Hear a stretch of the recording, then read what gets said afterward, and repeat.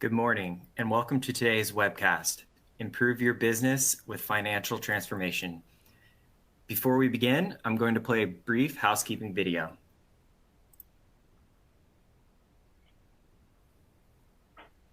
Welcome, and thank you for viewing our webcast series.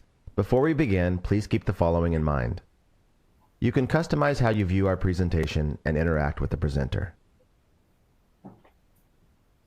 For better viewing, close all other applications and turn up your speaker volume.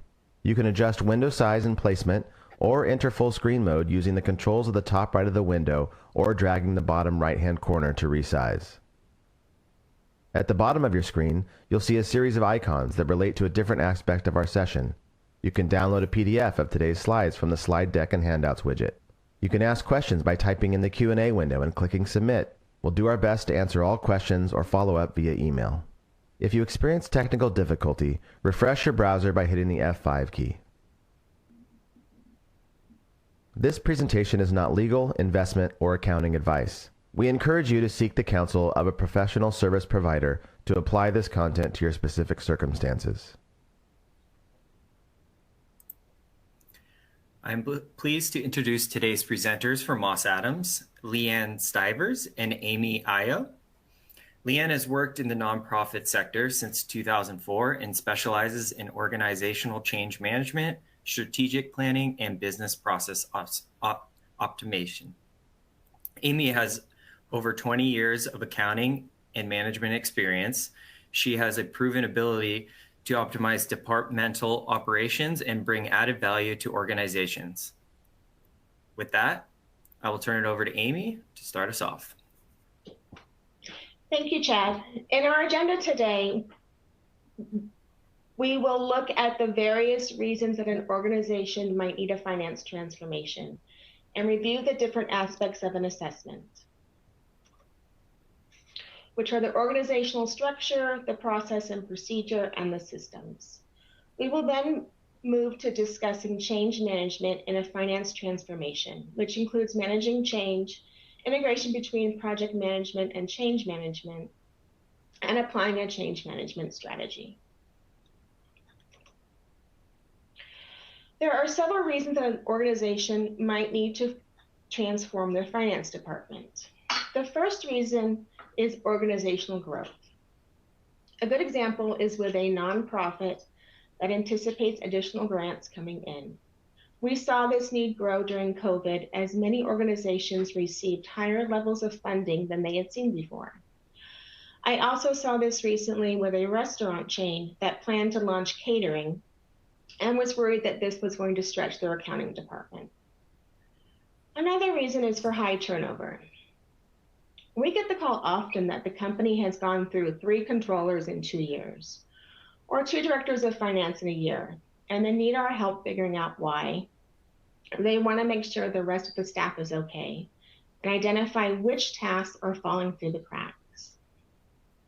Retiring staff is sometimes a reason why as well. Sometimes the success of a finance department is tied to one person, and a looming retirement makes people nervous. In this case, we see that a department is people-focused instead of process-focused. When new executive leadership comes in, it can disrupt what everybody thought was good enough. New executive leadership can point out what other organizations do, and sometimes finance leadership doesn't know where to begin to help their department meet the new expectations.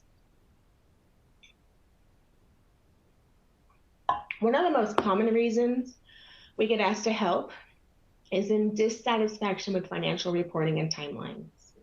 Many organizations are working with no budgets, no timely financial statements, or no ability to cash plan. The CEOs and owners don't feel like they have a partner in the finance department, and they want more reporting. And finally, sometimes the processes that are used just feel cumbersome. Sometimes they become overly burdensome. For instance, we do a lot of work to streamline company credit cards and the way that employees have to track and submit expenses. Next, we're going to go to a polling question. Thank you, Amy. Our first polling question today is the biggest hurdle in gaining the most value from my finance organization is A, poor and inadequate processes, B, outdated or limited systems, C, people or staffing, D, more than one of the above. We'll give you some time to answer the question, and we will move on to the results.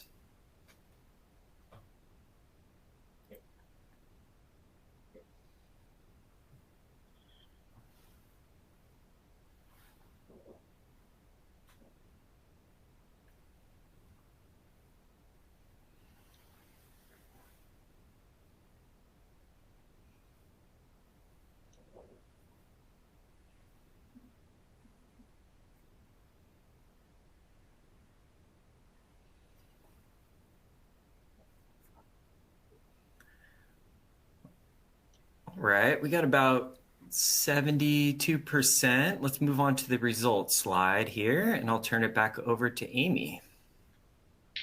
It looks like the majority of the people, it's more than one of the above, which is often what we see. A comment about systems. We sometimes see that the department has moved to a new system within the last year or so and is not utilizing it to its fullest. In this case, it's not an outdated or limited system, but an implementation that didn't just go great. We've brought our implementation team in before to help us evaluate system use and find a better way for you to maximize what you have. Moving on to a case study. Throughout this presentation, we will refer back to a client. This CEO contacted us because their current director of finance always seemed too busy to provide any relevant reporting. She was not getting any cash forecasting, and financial statements were sporadic.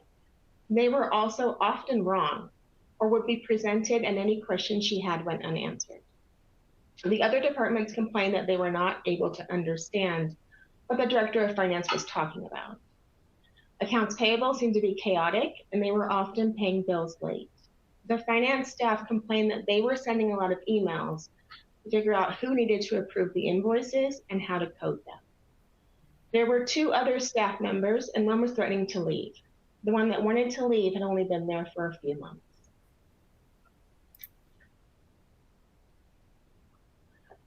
Our methodology of a finance transformation starts with planning. Planning includes a kickoff call to confirm expectations, project timing, and desired outcomes.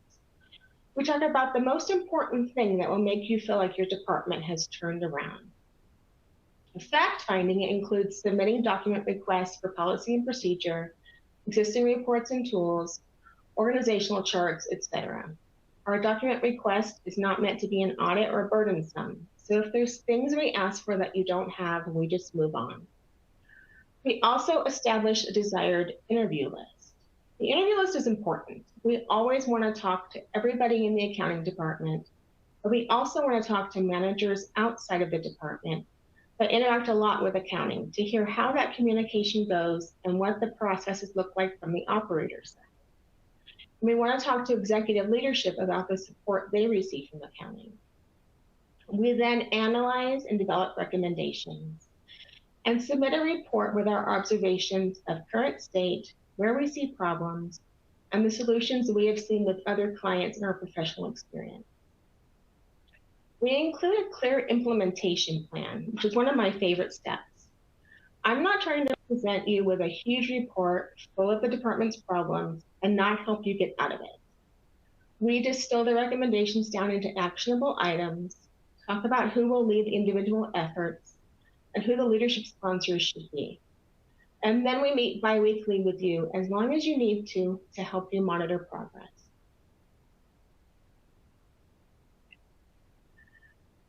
One of the focuses of a finance transformation is with the people in the department. We talk to various staff to answer some of the questions you see on this slide. We like to talk to everybody in the department where possible, from the clerks to the CFO. These questions help us understand the people in your finance department. They help us to get at the expertise level and how the department is organized. We can identify if there are positions that you're missing or if the work is not delegated effectively. We're also listening for bottlenecks. It's common to interview the clerks and find that they have no complaints and want to help, and then get to the accounting manager and hear how desperate they are for help and that nobody is available to take extra work. We sometimes deal with tears as people talk about how they have reached their breaking point.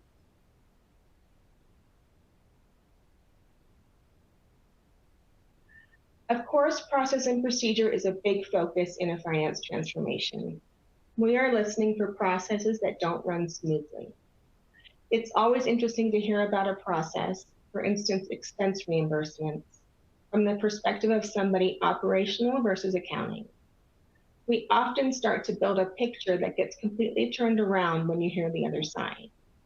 For instance, we have heard that expense reimbursements take forever, they get lost, and employees never know when they're getting paid.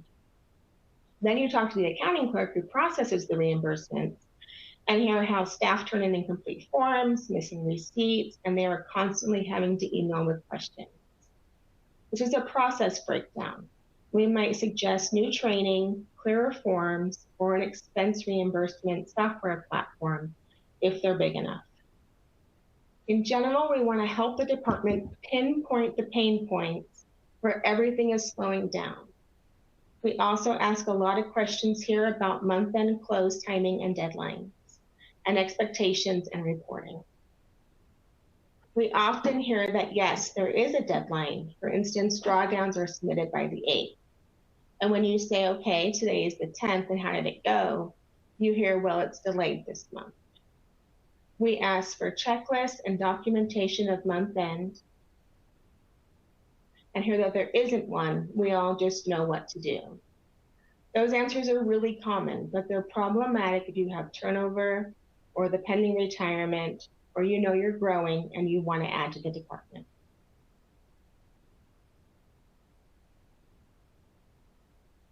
Systems are an important part of a finance transformation.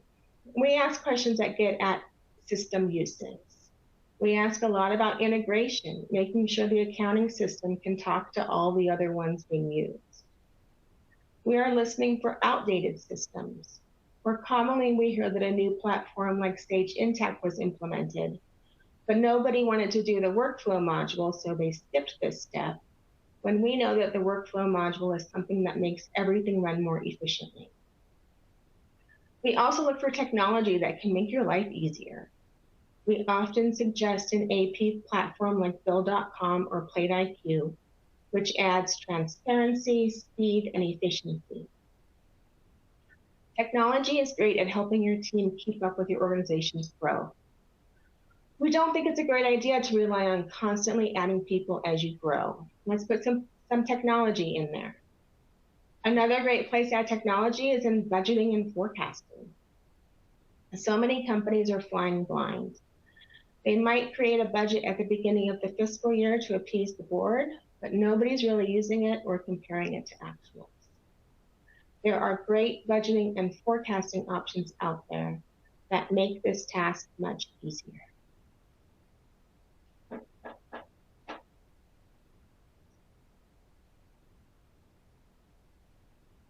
Our deliverable includes the report of all the observations that we make, both positive and those with room for improvement. We reassure everybody during the interview that what they tell us is confidential. And we give recommendations for everything that we see. We create a draft report first, which goes out for your feedback. The feedback is a chance for you to correct any observation errors and ask for clarification. Once the report is finalized, we are happy to present it to any committee or board member. We also include the implementation plan that we discussed earlier. The next slide is an example of the first page of an implementation plan. The implementation plan takes the report and calls out the recommendations that are the most important. We identify the items that will make the biggest impact and try to order them in a way so that improvements can build on each other. For instance, we have priorities set as the first item in this implementation plan. Because in this assessment, part of the reason nothing was getting done was because the team wasn't clear on what they should be doing and how to handle multiple requests. We wouldn't want them to try and implement a new AP system, which they really needed, but it comes later in the list, until they establish some baseline expectations for the department. We also assigned someone to be responsible for the changes, along with somebody on the leadership team to lend support. It's helpful to hold people accountable. We try to encourage buy-in by spreading as much of the responsibility as we can. One of the responsible parties on this list is not a manager, but has been there for almost 20 years and is capable of leading an initiative. We meet with the team on a bi-weekly basis to help them monitor their progress.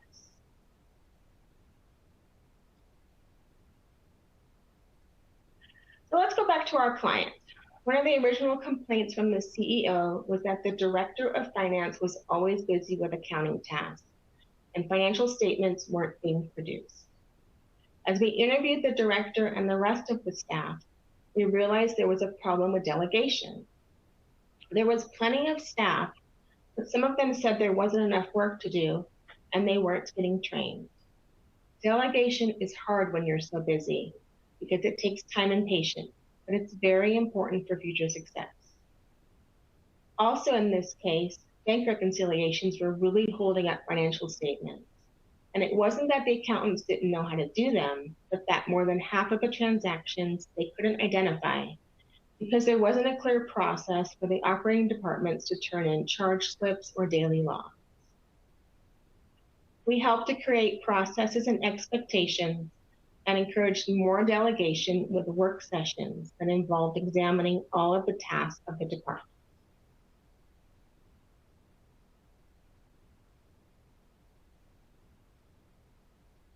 One of the biggest complaints that we heard in this client was that AP was a nightmare. Bills were often paid late or lost, and there were a lot of emails going back and forth around approvals and coding. We encouraged them to use an automated AP system, in this case, Bill.com, that would interface with their accounting system. This took a lot of change management help to make this successful, which you will hear about shortly.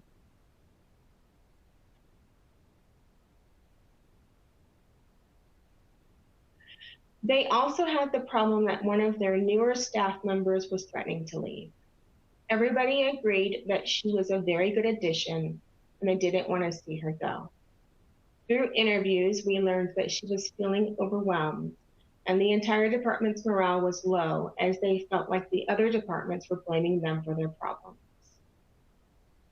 We emphasized communication and getting the department to feel like they were part of the solution and not the cause of the problem. Communication is so important because the accounting department can easily feel like they aren't part of the mission of the organization. The director of finance elected to share the entire report with this employee, and she was very eager to stay and help make these changes. We help by guiding implementation, but many of our recommendations, like a new AP platform, affect the entire organization. It can be helpful to bring change management in, which LeeAnn is going to talk about next. Thank you so much, Amy. Hi there, my name is LeeAnn Stivers. I'm a senior manager with Moss Adams, and I've spent over 20 years in the not-for-profit industry, with 10 years dedicated to executive leadership roles. I've directly managed several business transformations, mostly focused on reorg design, operational improvements, technology implementations, or strategic plan pivots. For many of us, 2020 was a significant year of business transformation. As a leader, change management became core to my day-to-day best practices and has since paved a path across my career and project involvement. I'm excited to present to you today an overview of how Moss Adams integrates change management with business transformation. Change management is all about guiding people from where they are to a new destination. It's an art and science that addresses the people side of change while managing the processes and/or technology. Change management is the application of structured process and a set of tools for leading the people side of change to achieve their desired outcomes. Ultimately, change management focuses on how to help people engage, adopt, and use a change in their day-to-day work, and it's recognized as both a process and a competency. Here's what we know about change. Change can be hard for some, and managing any type of business transformation requires the engagement of people in order to achieve its success. Here are some statistics referenced by ProSci and Harvard Business Review that I think shine some light on the importance of integrating change management best practices into your business transformations. Research shows that the quality of change management strongly affects the outcome of a project. In fact, with high quality change management techniques in place, your project is 6 times more likely to meet benchmarks than with leaders that fail to effectively manage both people and processes. Almost 80% of people need to adapt their business every 2 to 5 years, which is significant change. Studies show that 71% of projects that implemented change management techniques completed their projects on schedule. Sometimes project leaders are so focused on implementation details that they fail to manage the people affected within the project. When this happens, the rollout becomes more like a rollover and the project can falter. The change management statistics show that effective change management means better scheduled adherence. 1 in 3 CEOs failed to achieve the desired outcome from past transformation initiatives, which is pretty significant. And 2/3 of workers experience burnout crisis, which further causes transformation failure. 81% of projects with effective change management came in on or under budget. When change management wasn't as effective, there was a clear negative fiscal impact. As you can see, there's data showing us the importance of this practice of the people side of transformation as it relates to the process. When managing a change transformation, we focus on people, process, and systems. It's important to note that organizational outcomes are the collective result of individual change. Proactively building a plan that focuses on human aspects of transformation is critical, and many organizations skip this effort, which often leads to change resistance, reduced adoption rates, and overall frustration with the project. It's important to note that change management is holding all aspects of people, process, and systems in place, but intentionally focuses on the human aspect of the transformation. There are many models regarding how individuals move through change transition. I like this one by Erica Anderson. She highlights the process of the change arc, which I think adds a positive connotation to this process. This simple process change arc describes the core of how all people move through any change, no matter how simple or complex. From having to change your dinner plans because the restaurant is closed to having to learn a completely new process introduced by a new system. Every time we make change, we need to first understand why it's needed and what it will look like when the change has been made. Most of us may get a little anxious or worried when we're faced with having to do things or go places that are entirely unfamiliar to us. This is why it's important to make the destination clear. And this is why introducing the change is such a critical part of the process.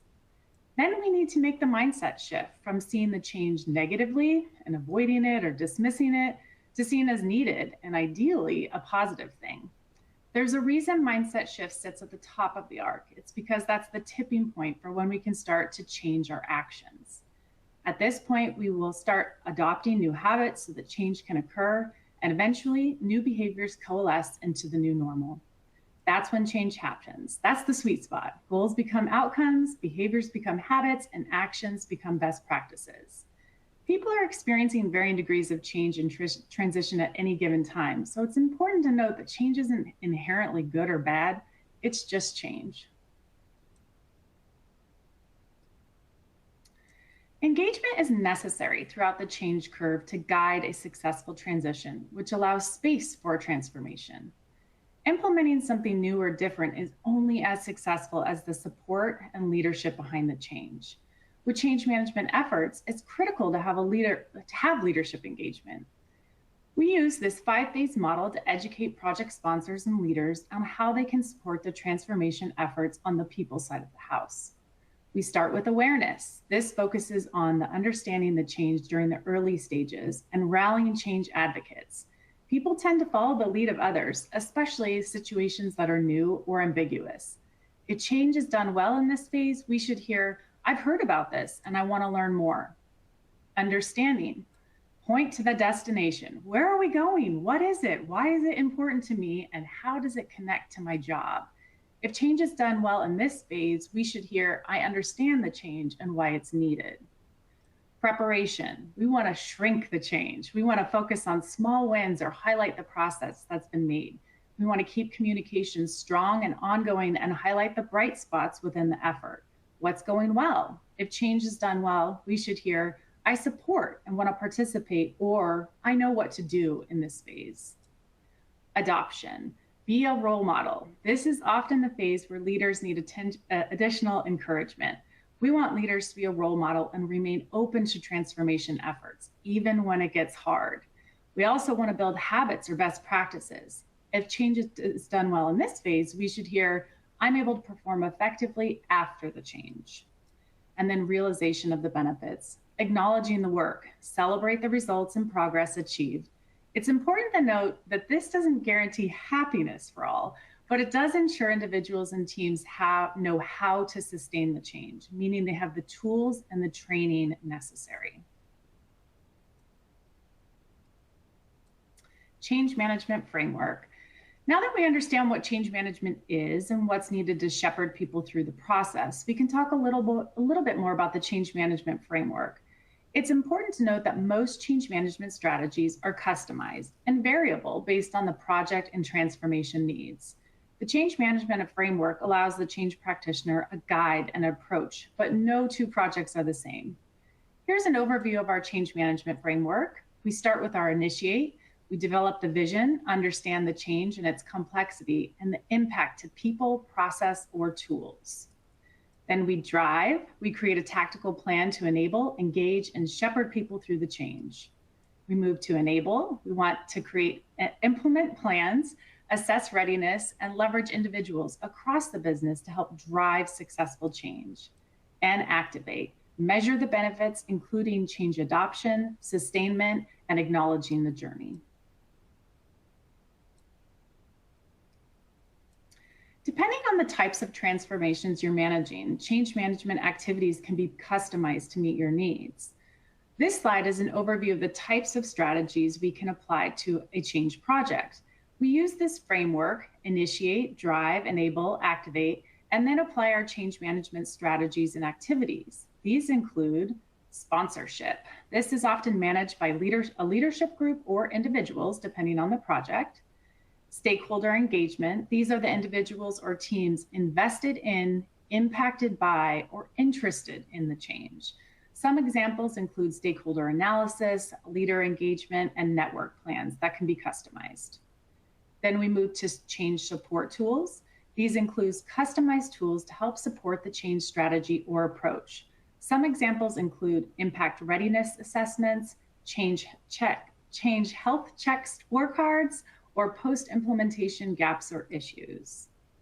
Then we move to communications. These include customized plans that outline audience, cadence, and subject matter expertise. Learning and change readiness. Understanding the individual or team's needs regarding learning or training is critical to the enable and activate process. Our team can build customized learning paths as well as assess how the learning path is impacting the change adoption process. Then we move to measure and reinforce. This process allows the practitioner to define success measures and metrics that then drive the adoption scorecard data. We also engage in celebration. This is the people side of the process. So we want to ensure recognition is acknowledged and it's authentic in our projects. I've been asked, isn't project management and change management the same thing? No, but they are two sides of the same coin. Integrated project and change management is how the project side and the people side of the change come together to ultimately deliver success within a change effort. The role of a project manager is to initiate, plan, and deliver with an emphasis on time, budget, and scope. The role of the change manager is to ensure people impacted by the new ways of working are acknowledged and equipped. Within the scope of change management, we're identifying the individual changes required. We're creating a change management strategy. We're developing customized, targeted best practices and plans, and creating adoption and usage metrics. What's out of scope for change management is defining the change at hand. This is typically owned by the business. Creating the technical solution or process design. This can live within the project team or the business owner. And then providing project or program governance is typically owned by a project manager. Clarifying those two roles and how they partner together is critical to get to our success point. At this time, I'll turn it over to Chad. Thanks, LeeAnn. We have our second polling question for today. I would describe my organization's readiness for change as, we have A, we welcome and embrace change. B, we desire change, but are not sure how to implement it. C, we have fear or uncertainty around change. Or D, I'm not sure. So we'll give you a little time to answer here, and then we'll move on to the results.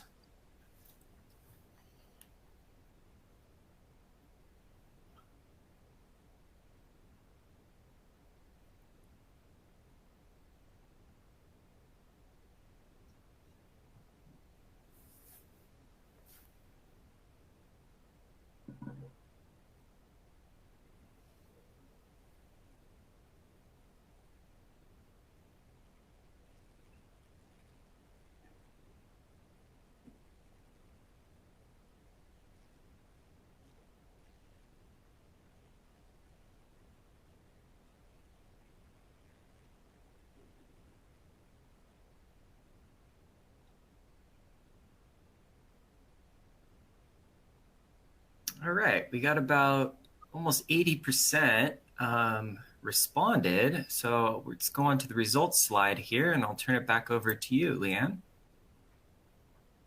Okay, looks like we welcome and embrace change, about 35%. We desire change, but are not sure how to implement, almost at 40%. So I think that's very common. I think there's two different sides of the coin. Some people really love change, and some people it's a little bit harder to navigate.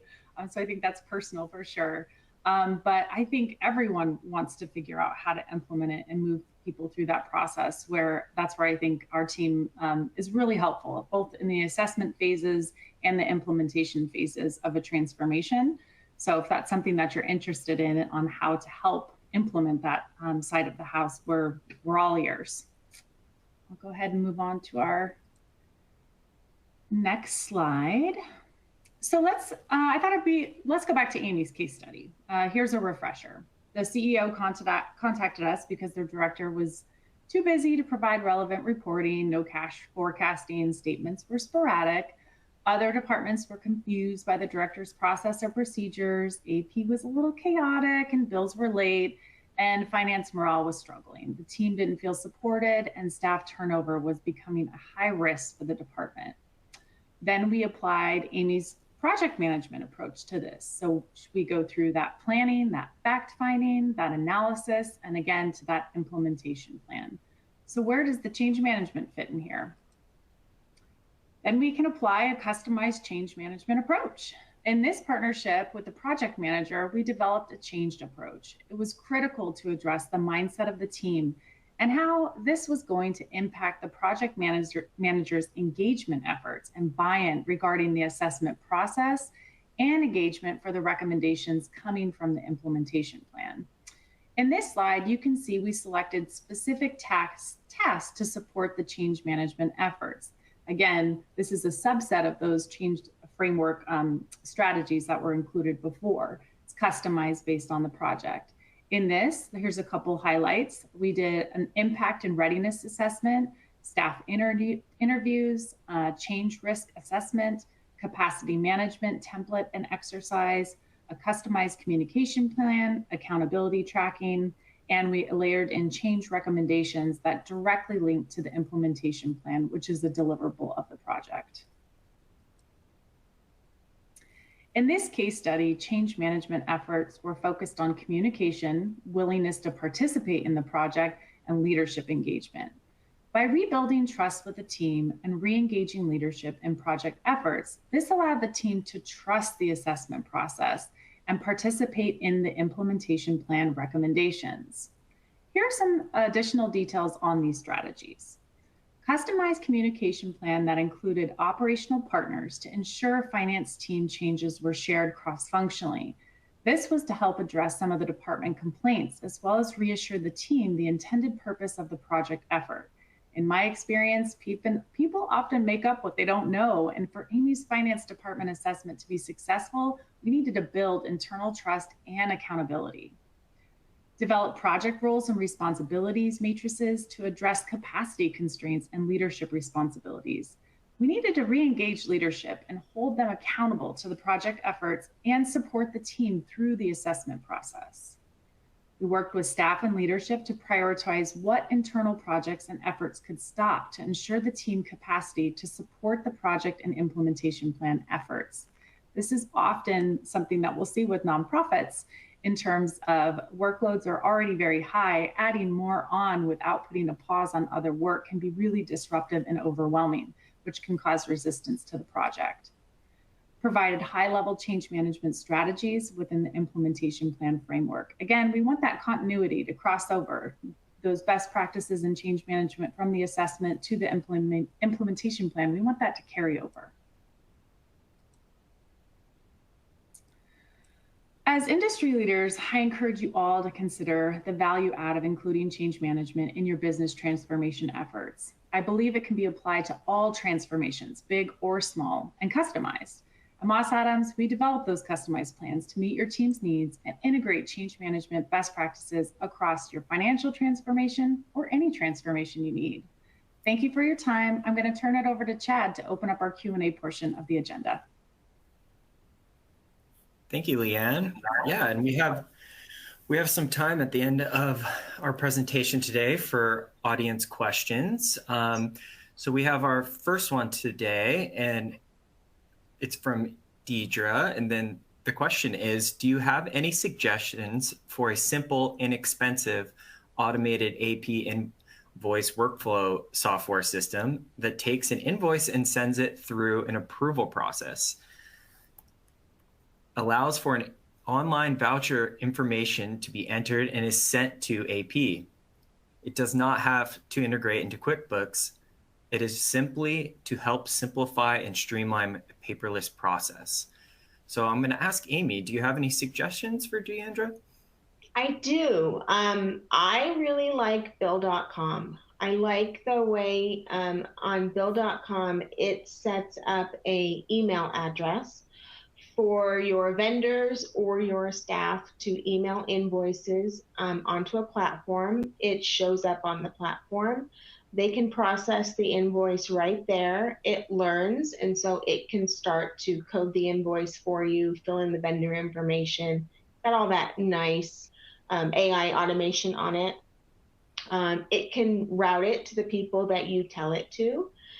And then as it gets approved, I know on your question, you said that you are doing an online voucher information, entering it on there. This system actually can pay that bill for you the way you ask it to. And it makes a really nice bank reconciliation entry for you. And it just is so efficient. And then it does integrate with your QuickBooks. So that is the one that I tend to use. But again, in the assessment, it's important that we are open to the way your company does it. So what's nice is that we are not just putting you into our box of you need to use this. We're going to ask a lot of questions and ask what's going on and make sure that what we suggesting you use is going to work for your company, not just because it's something that we like. Great. Thank you, Amy. Along with recommendation on an automated AP invoice workflow structure, do you have any recommendations on a budgeting platform? If you go online, there are so many budgeting platforms. It's and I'm sure you've done that. It's very overwhelming. And that's another place where I'm not going to give you a canned one. There's just so many in this case that I think what we would do, if this was a question that you were asking in an assessment, we would help you navigate through all the choices.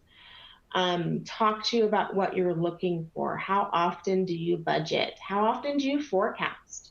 So some companies only budget once a year. Some companies budget and then change the budget with a forecast every month. That changes what we would want to recommend.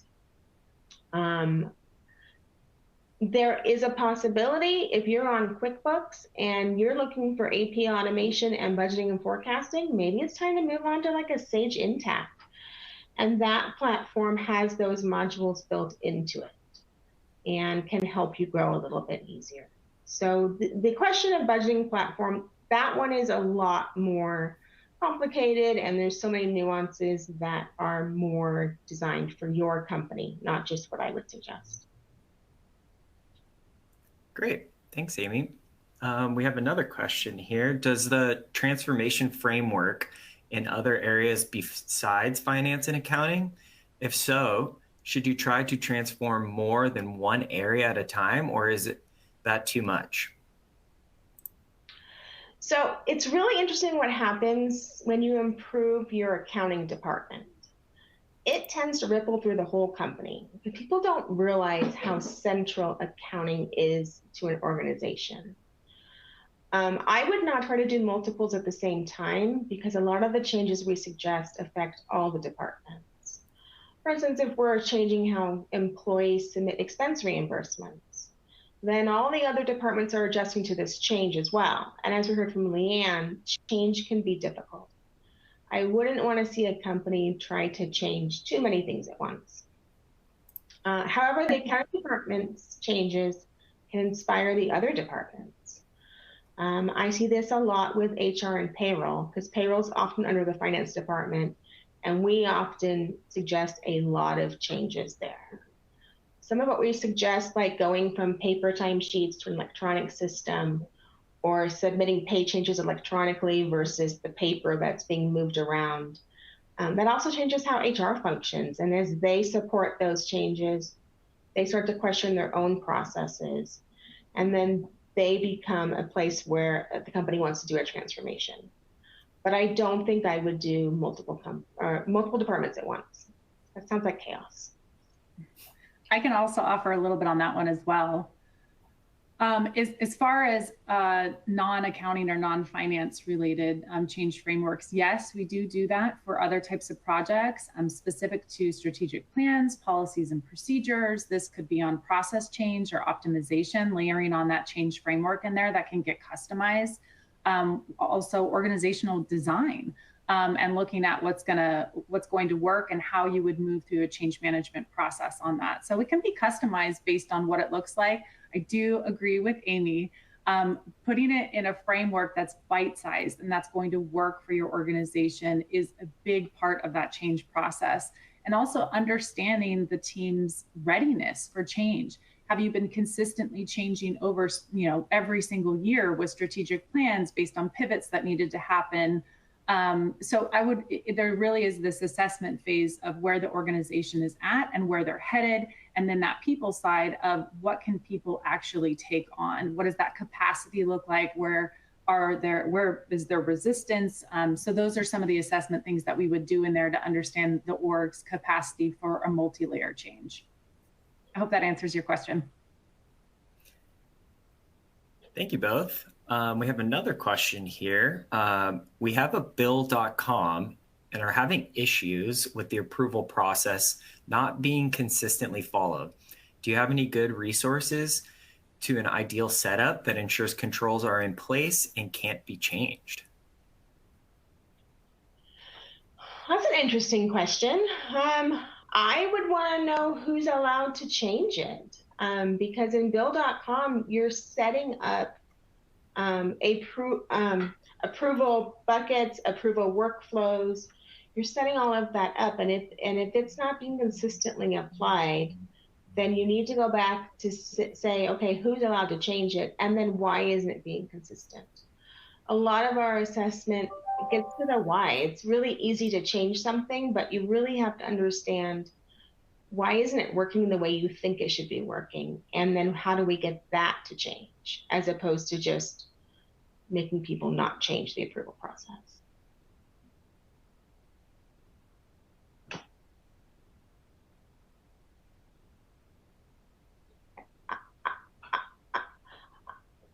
I hope that answered the question.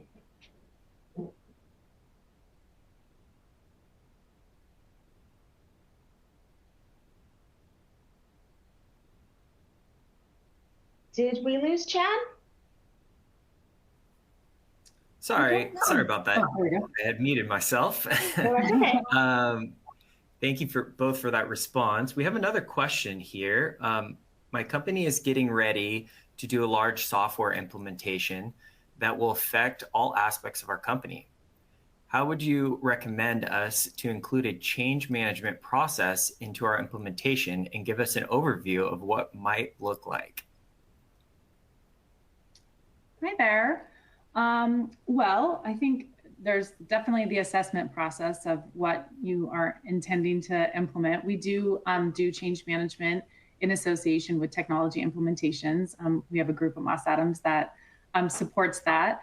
So I think it's a matter of, looking at, timeline, again, that change assessment, going back into the framework and really understanding what the team's needs are with change, and customizing the approach. I mean, I would say for sure, if it's a larger system like a CRM, stakeholder engagement is going to be critical, and really talking through those change champions and who's going to help with that and what that can look like. I think assessing, change risks and fatigue and saturation, so that we can understand what that looks like.